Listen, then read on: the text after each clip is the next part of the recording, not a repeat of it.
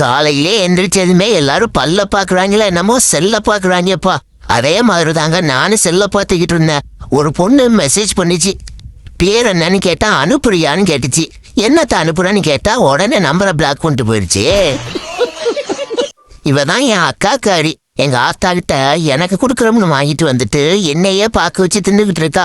பயப்புள்ள ஒன்னாச்சு தரதா ஒன்னாச்சு எடுத்துறன்னு அதையும் புரிஞ்சிட்டால. ஐயோ, இதுக்கு தாயா லாஸ்ட்ல பிறக்க கூடாது. இவ்வளவு பண்ற அநியாயத்தெல்லாம் கேட்கறதுக்கு யாரும் இல்லையா? மாமா இன்னைக்கு ஷாப்பிங் போலாமா? அப்பா இன்னைக்கு பார்க் போலாமா? ஐயோ, இவன் என்னன்னா ஷாப்பிங் போலான்னு முதுகு சுரன்றா.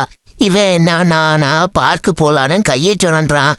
என்னை ஒரு நாளாவது நிம்மதியா இருக்க விடுங்களாடா வீட்டுல. மாமா ஷாப்பிங்கு, அப்பா பார்க்கு. ஐயோ, இன்னைக்கு ஒரு நாளாச்சு நல்லா கறி எடுத்து கறிச்சோறு சாப்பிடலான்னு பார்த்தேன். இவங்க மத்தியில நான் வெறுஞ்சோறு கூட சாப்பிட முடியாது போல இருக்கு. கல்யாணத்துக்கு முன்னாடி சிக்குன்னு சிம்புரன் மாதிரி இருந்தேன். கல்யாணத்துக்கு அப்புறம் வண்டியா பிள்ளைய பத்தி லாரி மாதிரி ஆயிட்டேன். முதல்ல நாளையில இருந்து வாக்கிங் போலதான் உடம்ப குறைக்கலாம். எப்பா காலையிலே எந்திரிச்சு வாக்கிங் போறது கொஞ்சம் சிரமமாத்தான் இருக்கு. என்ன பண்றது, சிக்குன்னு சிம்புரன் மாதிரி ஆகணும்னா இப்படிலாம் எந்திரிச்சு உழைச்சாத்தான் உண்டு போல இருக்கு.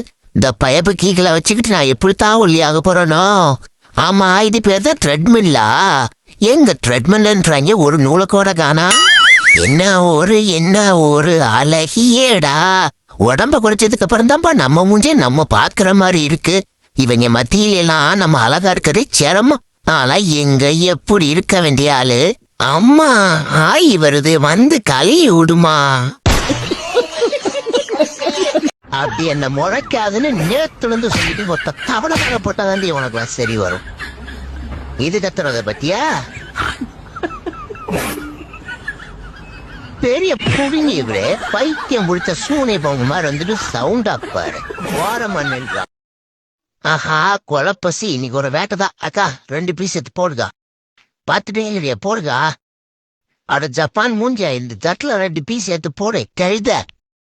ஆமா, இதுல கை வார கொடுக்குமா? இவ பெரிய காட்டு, இவருக்கு மயிறு கை வார கொடுக்கணும். எவ்வளவு சின்ன பீஸ் போறா பாரு, பித்தளை உண்ட மூஞ்சி. அம்மா, உங்க மூஞ்ச நான் பாத்துக்கிட்டே இருக்கணும் போல இருக்கு. அப்பவே சொன்னா ஜோசியக்கார, சனி பார்வை உன்னைய சும்மா விடாதுன்னு. எட்டு செருப்ப நாய, உன்னெல்லாம் திண்டுக்கல் பூட்டை வச்சு கட்டி திருச்செந்தூர் கடல்ல போடணும்டா.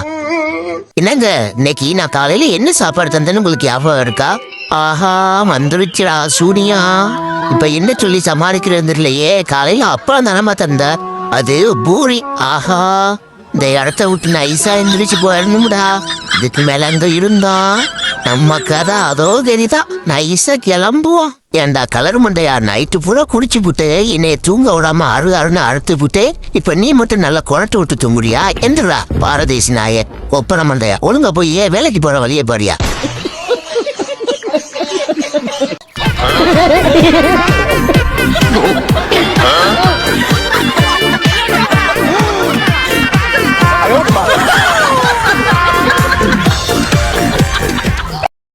நான் தலைவிட ஒரே வருஷமா இருக்கீங்க. ஒருத்தனை கத்து நான் உட்காரத்துக்கு ஒரு சேர் போடணும்னு சொல்லிச்சா பத்தியா? உக்காததாலதான் 1330 குரல் எழுதுறேன். அதான் நிக்க வச்சிருக்காங்க. நீ வேற வேலை இல்லாம அவ்வளோத்தையும் எழுதி வச்சுட்டு போயிட்ட. அதுல ஒரு 5 படிச்சு ஒப்பிக்க அவங்க வாங்கினாடி. எப்பப்பா யாருப்பா அடி வாங்கினா? வேற யாரு? 90s கிட்ஸ் தான்.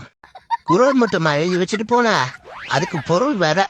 அத படிச்சு மனப்பாடம் பண்றதுக்குள்ள தலையே சுற்றிடும். சரி, திருக்குறள் பொருள் இது கூட பரவாயில்ல. அந்த குரல்ல ஒரு வார்த்தை 2ஆ பிரிஞ்சு முதல் லைன்ல பாதியும் 2ஆவது லைன்ல பாதியும் புரியாத மாதிரியே யோசிச்சுப்ப பாரு. பார்க்கும்போது மயக்கம் வரும். நல்ல வேலை பேப்பர் பேன் அதை இல்லாத போதே இவ்வளோத்தையும் எழுதி வச்சிருக்கீங்க. இதுல பேப்பர் பேனா கிடைச்சிருந்தா எம்மாடியோ. கல்யாணத்துக்கு முன்னால உன்னை கண்ணுல வச்சு பார்த்துப்பேன், கையில வச்சு தாங்குவான்னு சொன்னான். ஆனா இப்ப கையில அடிபட்ட என்ன நிக்க வச்சு தூங்குவான்னு நான் கொஞ்சம் கூட எதிர்பார்க்கல. கேட்டா வசனம் மட்டும் விட்டா. அப்பெல்லாம் நீதான் என் லைஃப், நான் உன்னோட கேரிங் ஒய்ஃப் அப்படின்னு வந்த நர்ஸை வேற தொட்டி விட்டுட்டா. திரும்ப அந்த நர்ஸ் வருவாளா இல்லையான்னு வேற தெரியல. புதுசா கல்யாணம் ஜோடி போல எவ்வளவு பாசமா ஊட்டி விடுறோம் பாரு. நம்மளும் நம்ம புருஷங்கிட்ட கேட்போம், ஏங்க அங்க பாருங்க, அவங்க எவ்வளவு அழகா ஊட்டி விடுறாங்க. நீங்களும் அதே மாதிரியே பண்ணுங்க. நானா நிஜமாவட்டி சொல்றேன். சரி, உன் ஆசையை நான் எனக்கு எடுத்துக்கிறேன். நம்ம இங்க கொஞ்சம் பாரு. ஆஹா, போதுமாடி. அட செருப்பால நாயே, எனக்கு ஊட்டுறான்னா அவளுக்கு எத்தனை போய் ஊட்டுறேன். Hello, good morning sir. Good morning. சொல்லுங்க ராஜு. சார், நேற்று நைட் எனக்கு ஆக்சிடென்ட் ஆயிடுச்சு. ஸோ அதனால நான் செத்து சுருக்கத்துக்கு வந்துருக்கேன். என்னால இப்போ கண்டினியூ பண்ண முடியும் ஜாப். ஏப்பா மந்த் எண்ட்ல 1000 வேலை இருக்கு, நீ என்னப்பா அங்க போய் உட்காந்து இருக்க? உனக்கு யாருப்பா பர்மிஷன் கொடுத்தா முதல்ல? பர்மிஷனா சார்? பர்மிஷன் கேட்டா சார் யாராவது சாவாம? ஏப்பா அப்படிலாம் கிடையாதுப்பா. ப்ராப்பரா நோட்டீஸ் பீரியட் போடணும்ப்பா. அப்பதான் சம்பளம் கிடைக்கும். இல்ல சார், நான் சொல்றது உங்களுக்கு புரியுதுன்னு நினைக்கிறேன். நான் செத்து சொர்க்கத்துக்கு வந்துட்டேன். இங்க அதுதான்ப்பா ரூல்ஸ். ப்ராப்பரா எல்லாத்தையும் இன்ஃபார்ம் பண்ணிருக்கணும், இல்லைன்னா நோட்டீஸ் பீரியட் போட்டிருக்கணும். பேப்பர் போட்டியா இல்லையா? போட்டு அதுக்கப்புறம் போய் சாவா? இதுனா இது ஆக்சிடென்ட் சார். நானும் சார் செத்தேன். ஆக்சிடென்ட் சார் இது. நீ என்ன பண்ணு, மெயில் ஒன்னு போட்டுரு. இனிமே என்னால வேலைக்கு வர முடியாது. உங்களுக்கு மெயில் சென்சர் போடணும். மெயில் போடணும் சார். சரி, கோப்போங்க.